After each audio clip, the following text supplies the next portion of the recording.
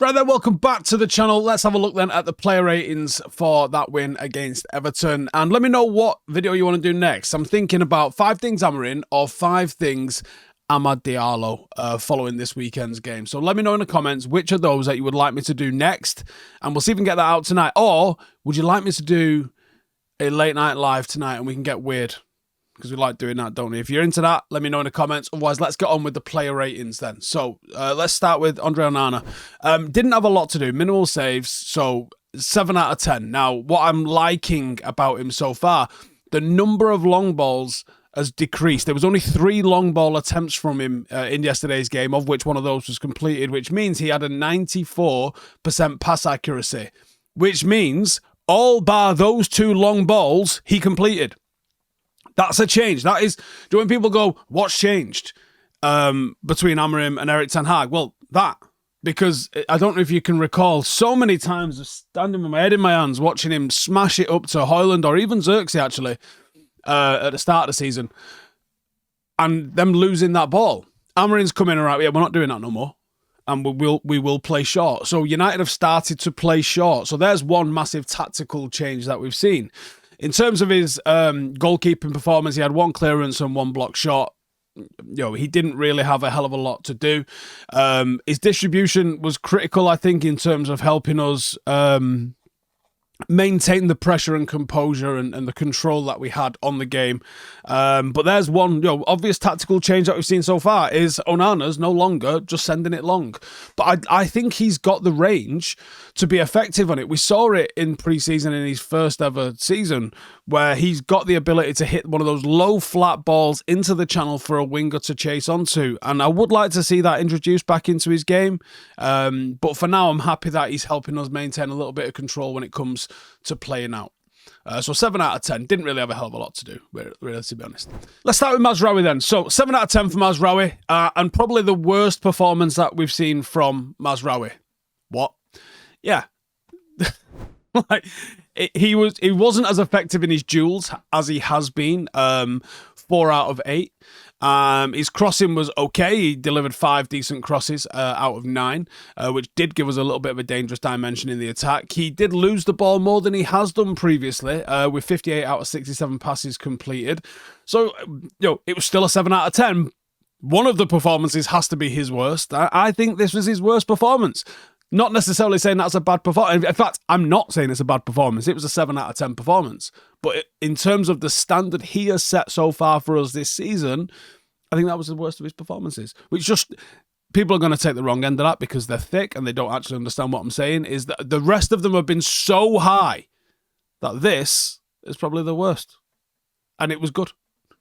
By a lot of other players' standards, this would have been a good performance, but by his standards, it's the worst I've seen him in a United shirt.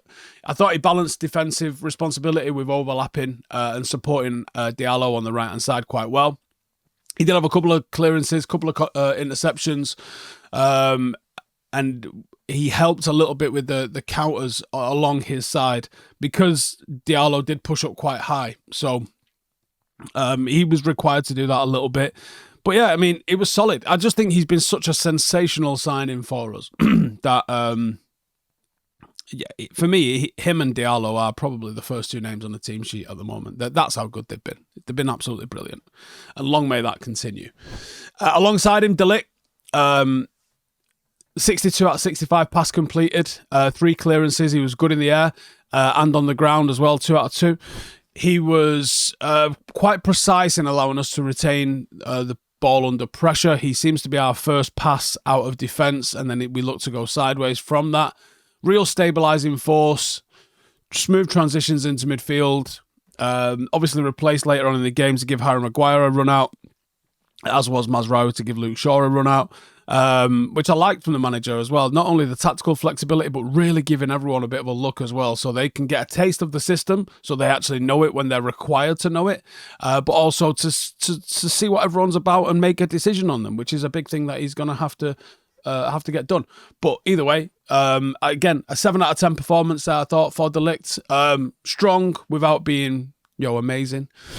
Martinez. Martinez has really taken to being the ball-playing defender in this team. Him and Mazraoui have been sensational with it, actually. 89 out of 93 passes, 94% pass accuracy. He had 4 long balls as well, 7 clearances, 5 block shots. Just shows the defensive work that he's been putting in. And people tell me that he can't operate in the channel and he's not quick enough to recover in those sorts of areas. One, he is. But I think he's also tasked with being a little bit of someone that goes and presses in this system. I thought he really helped in the build-up play. I thought he stepped in with the ball when required to overload the middle a little bit. And Everton found him an absolute nightmare to deal with in attack and defence. 8 out of 10 for Lisandro Martinez. Diallo, 6.5 out of 10. His passing wasn't bad, wasn't heavily involved. 36 out of 41, 5 out of 6 long balls, 2 crosses attempted, neither were accurate. He did get 6 defensive actions, 2 tackles, 3 ground duels, 1. He did provide width. He's shown a little bit of overlapping, occasionally underlapping. But his touches, his passes, they weren't crisp. There wasn't a quality to them. It wasn't an easy on the eye performance, if that makes sense, from Diallo. He's not quite taken to either the shape or the responsibilities required of him within this role. And I know he's playing on his unnatural side, but I felt like, you know, he's not quite found his feet in this system just yet, I think would be fair to say. It wasn't a bad performance, but he certainly wasn't one of the standouts. Casemiro. I'm going to say 7 out of 10 for Casemiro because I thought defensively, again, he wasn't very easy on the eye, but I thought defensively his contributions were fantastic. He won 8 out of 11 duels. He had 7 clearances, 3 tackles. He was strong, and it was a strong defensive contribution from him as well. And he never really looked like he was getting overrun and outstretched, which is a possibility because when you look at him and Mainu, you go, it's not the quickest of midfields. But they did all right. They had solid performance between the two of them, and Casemiro anchored that midfield. The only time he sort of shown any sign of vulnerability was, as to be expected, really, when United have pushed on so high and our defensive line is 10 yards into the opposition half. Him and Mainu are probably a little bit too high and a little bit, lacking in the pace to be able to effectively cover the ground to get back when Everton did counter, because Everton countered us with some pace. But that's kind of nitpicking a little bit there, I think, because he was solid. It was a solid performance from him. Solid.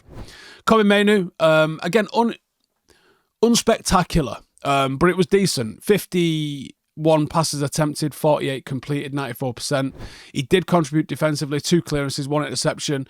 He's shown composure when he needed to, and it was quite a progressive role from him. It was linking the attack and defence, ensuring that we control possession nice. It was a solid performance from him after being out for a while with injury. Unspectacular, but certainly not bad. 7 out of 10, Kobbie Mainoo. Amad Diallo. So 71 touches, 4 out of 4 successful dribbles, showing real attacking intent. He had 3 key passes, 2 big chances created, which did get scored. Defensively, he was ridiculous defensively, and I think the duels he was winning defensively were a massive factor in why he had such a good performance. Not just being effective, creating chances, but taking the ball off Everton. 11 out of 14 duels won. This is an attacking player. This is a player that's creating chances. Come off the pitch with 2 assists. He's creating chances by taking the ball off the opposition, which is a sensational position to find yourself in. It's a 9.5. It's an absolute 9.5 performance, because sometimes you can have a player that can have a fantastic defensive contribution, absolute brick wall, solid, perfect, well done.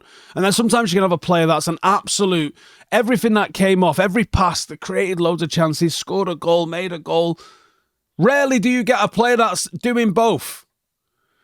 And Amad Diallo right now is doing both. He's a defensive asset and he's an attacking asset. So it's a 9.5 out of 10 performance. Fantastic. And I think when you can trust his decision making, you can trust him to retain possession. Fantastic, just fantastic. He's 9.5 out of 10. Rashford's getting an 8. 28 touches, 14 out of 18 passes, including one key pass. So he's scored a couple and he's created a chance for somebody else as well, which is what you want as a forward. He was a constant threat and a constant pain in the arse for Jared Branthwaite. Really looked like he was struggling trying to keep up with Marcus's runs. Didn't always get on the end of those runs. We didn't always find him when he was making those runs, but he kept the Everton defence occupied, because he was really the only one that was looking to go in behind. And because he was making those runs to stretch in behind, that's where Xerxes found his space. That's where Bruno found his space. And he was linking up quite well with Diallo in that sort of area of the pitch as well, giving Everton a hell of a lot to think about. And United overloaded down that side. So he sort of lined up as a left forward, but really played kind of on the right. So it was a solid performance from Marcus. And if he starts scoring again, he can be a real asset in that team for sure. But there's still areas of the game that he's got to work on.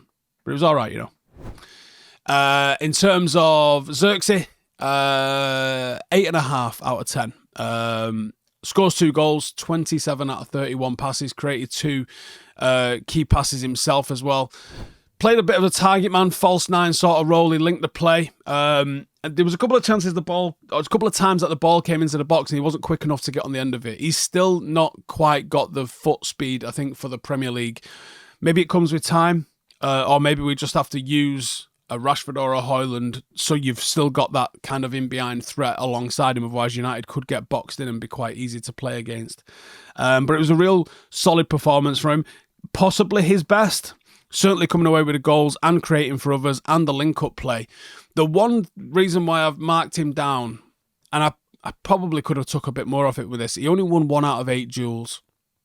And he seemed to get shrugged off the ball a little bit. And Everton's a physical side, so, you know, they're going to have a decent show, Tarkowski especially, going to have a bit of a good time against certain forwards. But the size of him, I would expect him to be winning more duels. If he can add that to his game, he's got intelligence with the ball at his feet. I think that's a real positive. But yeah, I think there's I think that's a fair score. Yeah. The subs, I don't think there was anyone on long enough to really give them a proper sort of look at. So I'll just do the manager instead. And I thought, in terms of how the manager did, I thought, he's really starting to put his identity into United, and the tactical flexibility that he's got is working. The system that we're going with, which combines it's hard work. The lads have got to be physical for it, but we're showing that we can be quite good defensively. There's still issues with the ball being played through the lines too easily, but we're also overloading real nice in the back line. He's getting the best out of the likes of Mazraoui and Diallo. The forwards now are, he's got a handful of forwards that have all scored a brace in their last game. That's it's an awful position to be a little bit as a manager, because now you've got to drop someone who's in form. But also it keeps lads hungry. I think that was a fair criticism of Ten Hag, is that people weren't getting into form, and they certainly weren't keeping or losing places based on form. Whereas if Amorim can do that, it was a bold team selection after the performances of some players midweek. But he's gone with it, and I was thinking he's gone with this maybe to have a look at players.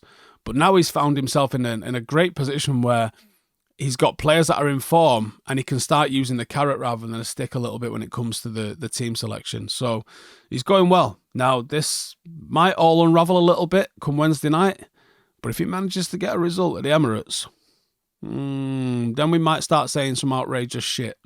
But like I said at the top of the show anyway, we could do a late night live tonight. If there's something that everyone wants to talk about, let me know in the comments below. Say, listen, we need to talk about this. What is this? Or we could do 5 things either tonight or tomorrow. I'm thinking an Amad Diallo or possibly an Amorim one. So you guys let me know in the comments, and I'll see you in the next one.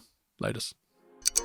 Hey, thank you for watching the video. If you are new around these parts, then don't forget to subscribe. My channel is proudly supported by my community on Patreon. If you'd like to get a little bit of extra content, a Discord group, meetups, 5-a-side games, weekly podcasts, behind the scenes, and even an occasional bit of transfer news as and when I get it, then for the price of a pint, you can show your appreciation for the content that we make and get some goodies for doing so as well. Check the link in the description or click the button right here. You'll also find all of my socials here too if you want to follow me on any of those platforms. Nice one.